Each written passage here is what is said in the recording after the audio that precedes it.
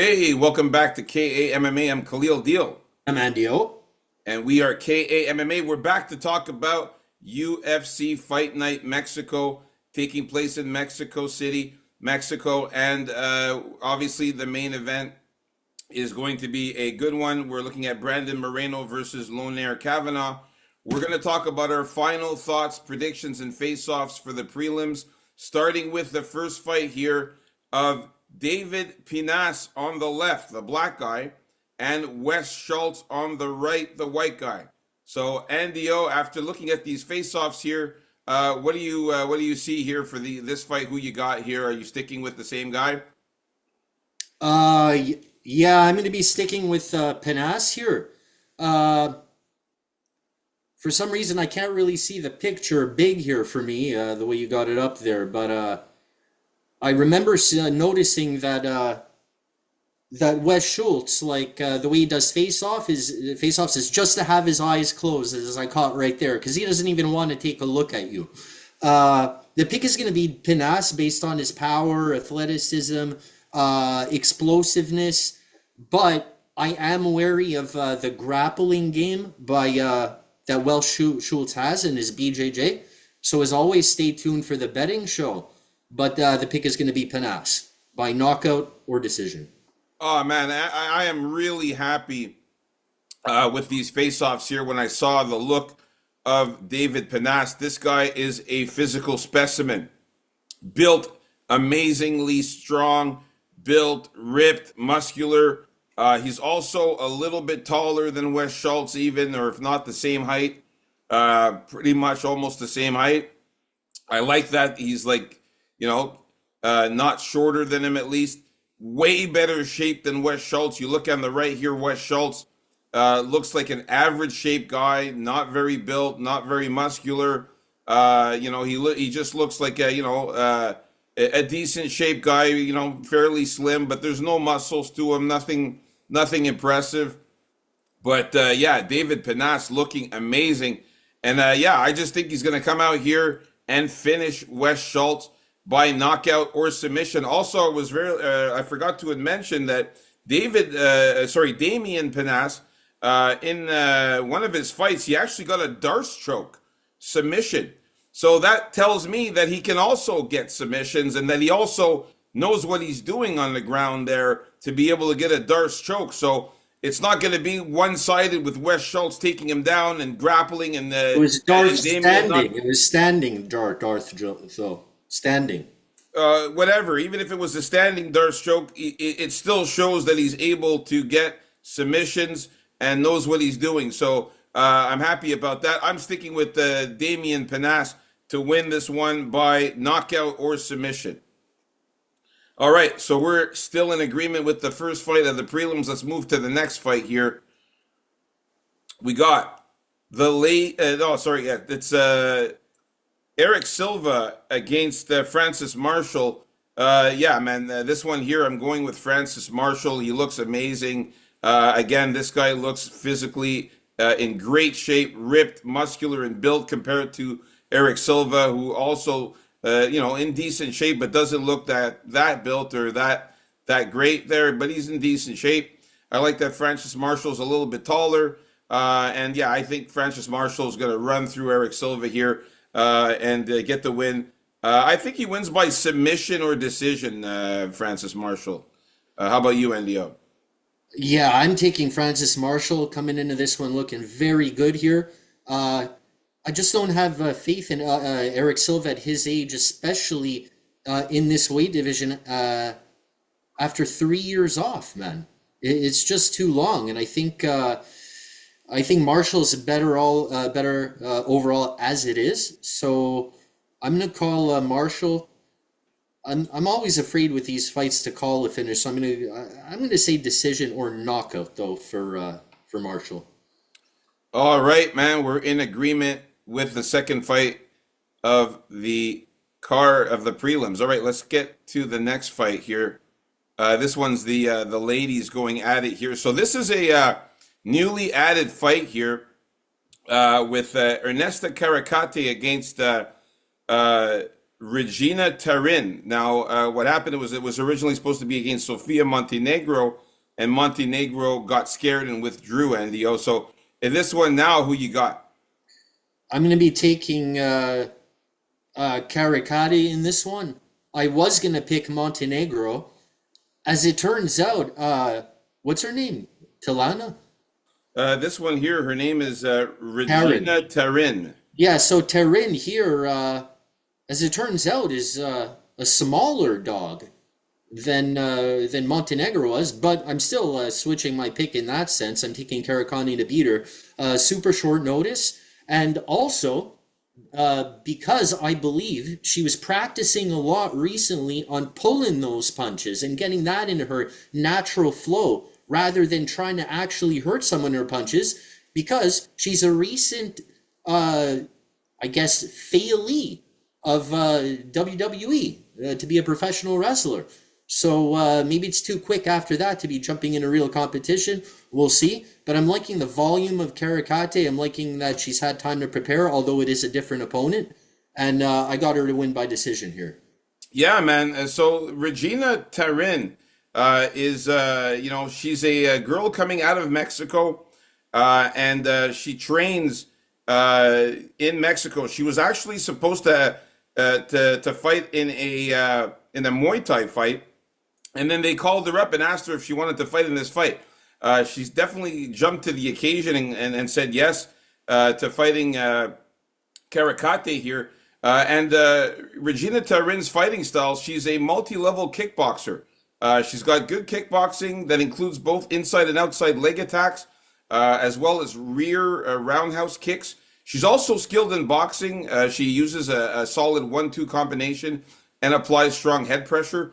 Additionally, she effectively uses clinch work, employing trips and takedowns to secure her positions in the fight.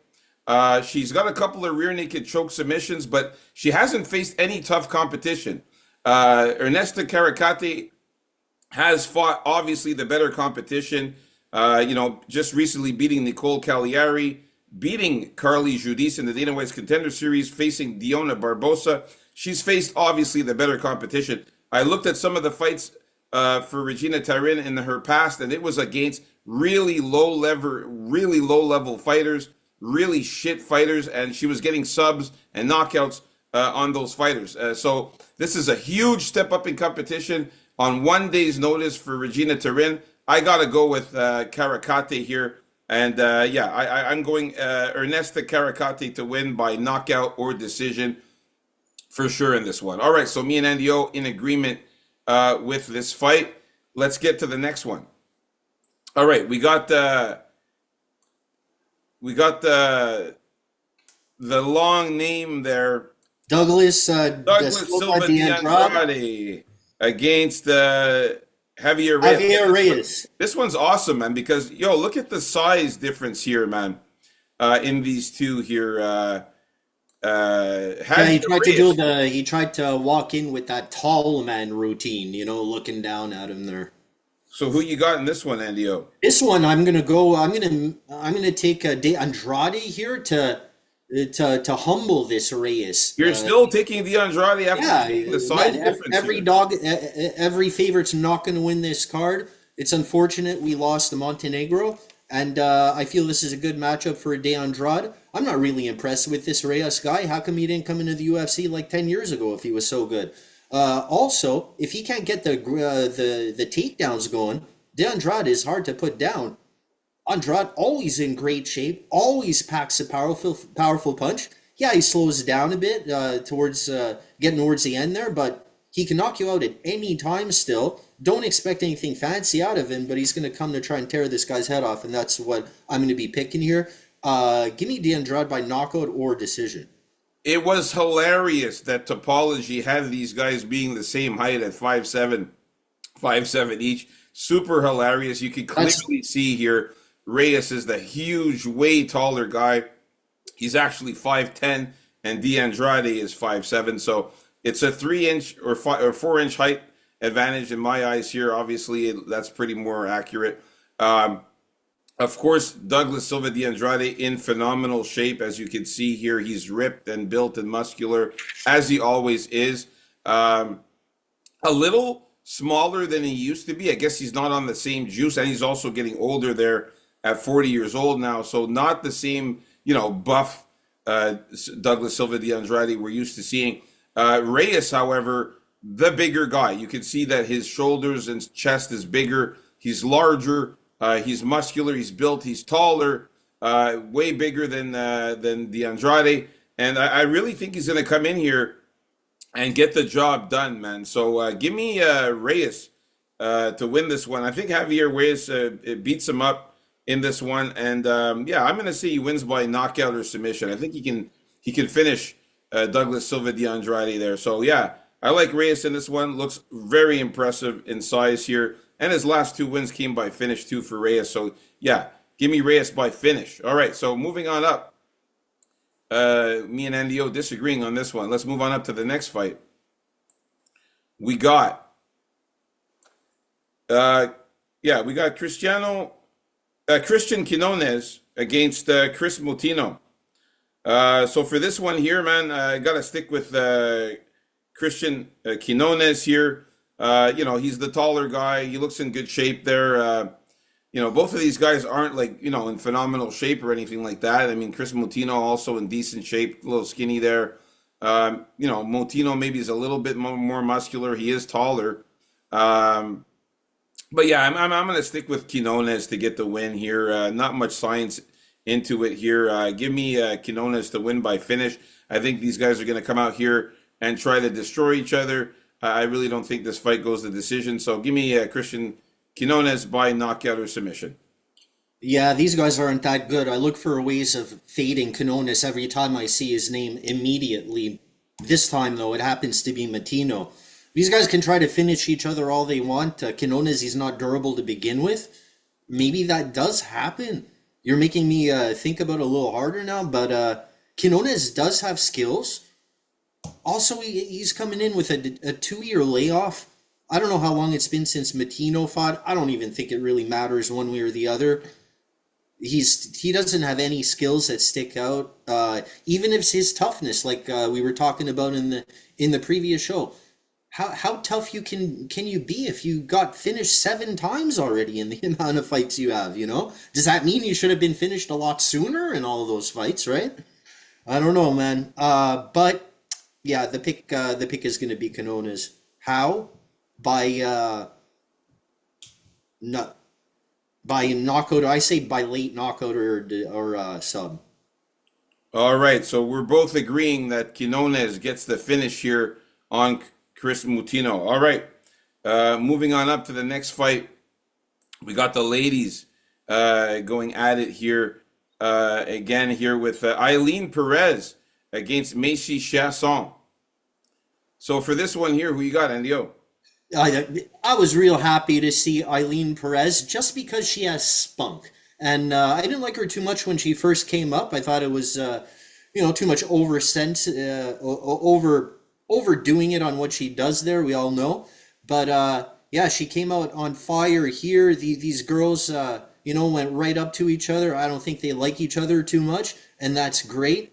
Macy Chiasson, a lot taller. She's like a string bean compared to Perez, who's obviously thicker and shorter. But yeah, Chiasson looks like this dude I used to go to high school with. It's crazy, especially with this profile. I'm going to be picking Eileen Perez because I think she's going to be able to take her down a lot and move forward, impose her will, and she just has to be wary of getting pushed against the cage by Chiasson. She's got to be careful with the range of Chiasson, but I'm not too worried about that. She was getting into that boxing range against that Russian woman that fights pregnant there, Santos. She fought terribly in that fight, but she was still dangerous up until the end. So you got to stay on your toes. Another worry is her tiring herself out too much, Perez, but that's about it. Other than those two things, I think Perez wins this one by knockout or sub. Yeah, look, Eileen Perez sporting the Mexican flag there, bandana there. She is from Argentina, but I think she does have some love for Mexico. And you know what? Macy Chiasson's on the banned list. I told you I'm never picking her again after the two performances I saw from her in her last two fights were absolutely horrible. And you can see here Macy Chiasson, very skinny. Yes, she's tall and lanky, but she's very skinny.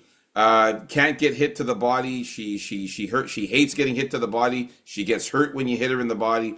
Perez much thicker, much bigger. She's more muscular, more built. And I think Perez is stronger too. I think that Perez is going to be able to, if this gets in the clinch, she'll be able to just fucking manhandle her and fucking throw Chiasson to the ground, get her on the ground, get on top of her, fucking punch her out. Maybe even look for submissions too. I like Eileen Perez fought some good competition. Carol Rosa is very good. And Eileen Perez ended up beating her by unanimous decision. Also, she beat Daria Zeleznikova by submission, beating Jocelyn Edwards, and we've seen how good Jocelyn Edwards is. Eileen Perez beat Jocelyn Edwards Not by not the unanimous same. decision. That was the fight before Jocelyn Edwards got good, though. She got good right after that That's fight. fine. I mean, it still looks good. And Lucy Pudilova, Ashley Evans Smith. I mean, she's been on a 5-fight winning streak after that loss to what's her name? That fucking the Joker there of Stephanie Egger, who's I don't even think in the UFC anymore. But anyway, she's on a 5-fight winning streak since then, and now Macy Chiasson on the decline, man, losing to Caitlin Vieira by unanimous decision, and then getting beat up by Yana Santos, and she did nothing in that fight. I was screaming at the screen. I was so pissed off. I had to put her on my ban list. Give me Eileen Perez to win this one here. I'll go knockout, ground and pound knockout, maybe a decision. I wouldn't even be surprised if she subs her ass in this fight. So yeah, loving Eileen Perez here. All right, let's. So we're in agreement. Let's move on up to the next fight here.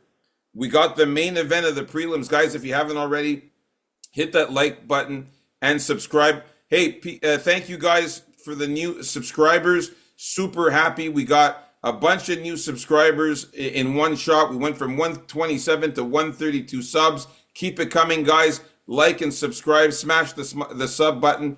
We got the main event of the prelims here. Jose Medina against Ryan Gandra.